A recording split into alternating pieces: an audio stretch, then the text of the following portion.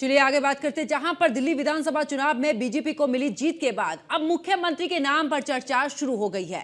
BJP ने किसी को भी अपना चेहरा घोषित नहीं किया था और पिछले 25 साल के इतिहास को उठाकर देखें तो दिल्ली का सीएम नई दिल्ली सीट जीतने वाला विधायक ही रहा है।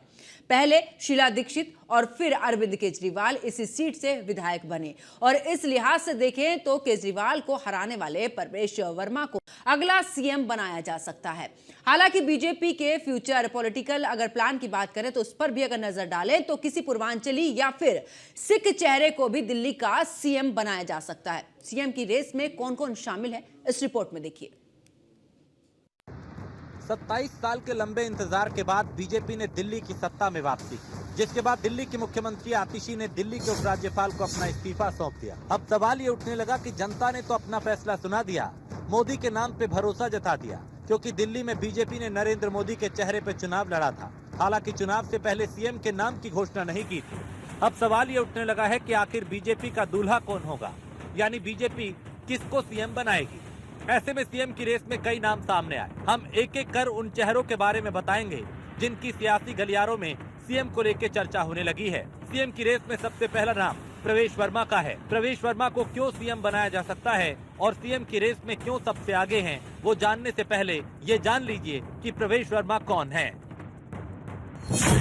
प्रवेश वर्मा का जन्म 7 नवंबर 1977 को दिल्ली में हुआ था। दिल्ली के पूर्व मुख्यमंत्री साहिब सिंह वर्मा के बेटे हैं। प्रवेश वर्मा ने अपनी शुरुआती पढ़ाई दिल्ली पब्लिक स्कूल से की। दिल्ली यूनिवर्सिटी के किरोड़ीमल कॉलेज से ग्रेजुएशन किया। प्रवेश वर्मा ने फॉर स्कूल ऑफ मैनेजमेंट से एमबीए किया। बचपन से ही पढ़ाई में एक अव्वल छात्र रहे हैं प्रवेश। 2013 में प्रवेश वर्मा ने महरौली विधानसभा क्षेत्र से चुनाव लड़ा। 2013 में प्रवेश वर्मा ने कांग्रेस नेता योगानंद शास्त्री को हराया। 2014 के लोकसभा चुनाव में पश्चिमी दिल्ली से सांसद बने। 2019 के लोकसभा चुनाव में कांग्रेस के महाबल मिश्रा को हराया। 2025 में नई दिल्ली सीट से अरविंद केजरीवाल को हराया। 2024 में जब प्रवेश वर्मा को बीजेपी ने सांसद का टिकट नहीं दिया, तब प्रवेश वर्मा ने कहा था, मुझे टिकट न दिए जाने के पीछे कोई कारण नहीं है, ये हमारी पार्टी है जिसमें एक कार्यकर्ता सीएम बन सकता है और एक चाय बेचने वाला पीएम बन सकता है। प्रवेश वर्मा बचपन से संघ से जुड़े रहे हैं। दिल्ली की सबसे सुरक्षित सीट पर केजरीवाल को हराया और अब तक कोई चुनाव नहीं हारे।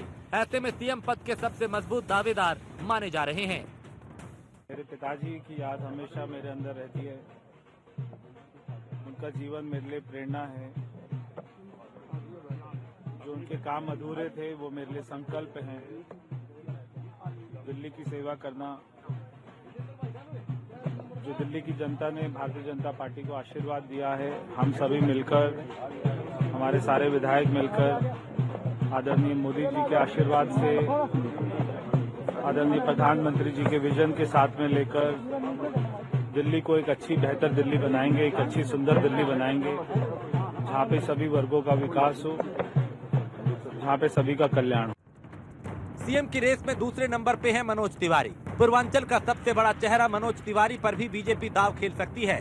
भोजपुरी एक्टर और सिंगर मनोज तिवारी उत्तर पूर्वी दिल्ली से लगातार 3 बार लोकसभा चुनाव जीते हैं। मनोज तिवारी क्यों बन सकते हैं सीएम? 2024 में बीजेपी ने 7 में से 6 सांसदों के टिकट काटे। इकलौते सिटिंग सांसद मनोज तिवारी को टिकट मिला। 2016 से 2020 तक दिल्ली बीजेपी के अध्यक्ष रहे। 30% आबादी वाले पूर्वांचल वोटर्स के बीच खासे लोकप्रिय हैं। सरकार का बजट में बिहार और पूर्वांचल पर फोकस रहा।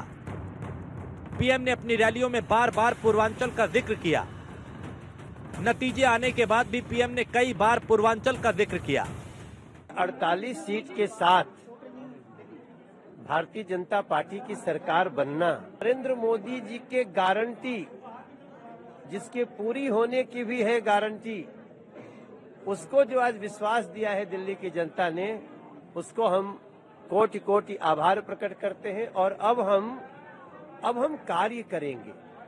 अब हम दिल्ली को दुनिया की बेहतरीन राष्ट्रीय राजधानी क्षेत्र बना करके दिल्ली के लोगों को खुशियां देंगे। मनजिंदर सिंह सिरसा सीएम की रेस में मनजिंदर सिंह सिरसा का नाम भी मजबूत दावेदार के रूप में देखा जा रहा है। उनकी दावेदारी इसलिए और मजबूत होती है क्योंकि बीजेपी के बड़े और मजबूत पंजाबी सिख नेता हैं। 2013 और 2017 में विधानसभा चुनाव जीते, शिरोमणि अकाली दल के टिकट पे चुनाव जीते, तीसरी बार राजौरी गार्डन से विधायक चुने गए। 2021 में शिरोमणि अकाली दल छोड़ बीजेपी में आए। अगस्त 2023 में बीजेपी के राष्ट्रीय मंत्री बनाए गए। दिल्ली में सिख समुदाय के बड़े नेताओं में शुमार है। सीएम बना के बीजेपी पंजाब में पकड़ मजबूत कर सकती है।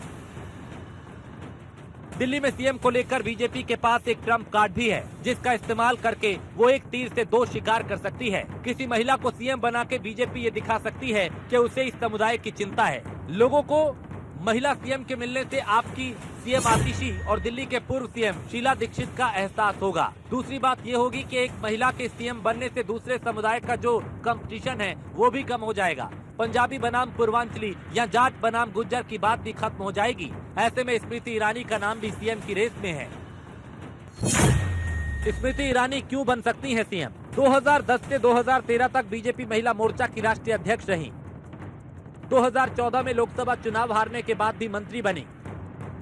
2011 से 2019 तक राज्यसभा सांसद रहीं। 2019 में अमेठी से राहुल गांधी को हरा के सांसद चुनी गईं। सबसे बड़ा महिला चेहरा, बीजेपी में अभी कोई महिला सीएम नहीं। स्मृति को सीएम बना बीजेपी महिलाओं को मैसेज दे सकती है। केजरीवाल ने वादा किया था कि वो भारतीय राजनीति में अमूलचूल सुधार करने आए हैं, लेकिन वो शराब घोटाले में स्वयं अपने आप को लिप्त होकर राष्ट्र के सम्मुख प्रस्तुत कर पाए। उन्होंने नरेंद्र मोदी के गरीब के लिए जो आवास की योजना है उसमें बाधा लाने का बहुत प्रयास किया, लेकिन अपने लिए शीश महल बनाने में उन्होंने कोई कसर छोड़ी नहीं। अरविंद केजरीवाल का ये वादा था कि वो दिल्ली की जनता को एक स्वच्छ और साफ और स्वस्थ जीवन देंगे, लेकिन मोहल्ला क्लिनिक में या तो ताला लगा रहता था और एक तरफ नरेंद्र मोदी जो आयुष्मान भारत का योजना का लाभ देश भर में दे रहे थे, उस लाभ से दिल्ली की जनता को अरविंद केजरीवाल अपनी राजनीति के लिए एक बाधक बन रहे थे। तो आम आदमी पार्टी की लहर में भी कमल खिलाने वाले विजेंद्र गुप्ता का नाम भी सीएम की रेस में है। आम आदमी पार्टी की जब आंधी थी तब भी विजेंद्र गुप्ता के पांव नहीं उखड़े। कौन है विजेंद्र गुप्ता? रोहिणी विधानसभा सीट से लगातार तीसरी बार चुनाव जीता। 2 बार दिल्ली विधानसभा में नेता प्रतिपक्ष रहे। 2015 में दिल्ली विधानसभा में बीजेपी के 3 विधायक थे। बीजेपी के 3 विधायकों में से एक विजेंद्र गुप्ता थे। विजेंद्र गुप्ता दिल्ली में बीजेपी अध्यक्ष रह चुके हैं। दिल्ली में बीजेपी का बड़ा वैश्य चेहरा है। संघ और संगठन में मजबूत पकड़ है। 6ठी बार विधायक बनने वाले मोहन सिंह बिष्ट भी सीएम पद के दावेदार है। 4 बार विधानसभा चुनाव जीता। 2015 में कपिल मिश्रा से हार गए। 2020 में फिर से विधायक चुने गए। 2025 में भी बीजेपी ने चुनाव लड़वाया। मुस्लिम बहुल मुस्तफाबाद से चुनाव जीत गए। मोहन बिष्ट की संघ और संगठन में अच्छी पकड़ है। मोहन बिष्ट का पहाड़ी क्षेत्रों में अच्छा प्रभाव है। दिल्ली बीजेपी प्रदेश अध्यक्ष वीरेंद्र सचदेवा का नाम भी सीएम की रेस में है। बीजेपी के राष्ट्रीय अध्यक्ष जेपी नड्डा और केंद्रीय गृह मंत्री अमित शाह से वीरेंद्र सचदेवा ने मुलाकात की है। दोनों नेताओं के बीच करीब 1.5 घंटे तक बातचीत हुई। माना जा रहा है कि बैठक में दिल्ली की नई सरकार की रूपरेखा पर चर्चा हुई है। वीरेंद्र सचदेवा को जानिए। 2007 से 9 तक चांदनी चौक से बीजेपी जिला अध्यक्ष रहे। 2014 से 17 तक मयूर विहार से बीजेपी जिला अध्यक्ष रहे। 2009 से 12 तक दिल्ली भाजपा प्रदेश मंत्री रहे। 2012 से 14 तक दिल्ली भाजपा के प्रशिक्षण प्रभारी रहे। 2020 से 2023 तक दिल्ली बीजेपी के प्रदेश उपाध्यक्ष रहे और 2023 में ही दिल्ली बीजेपी के प्रदेश अध्यक्ष बने। तो अब जो हमारे संकल्प पत्र में है उनको पूरा करने के लिए अब काम शुरू करेंगे।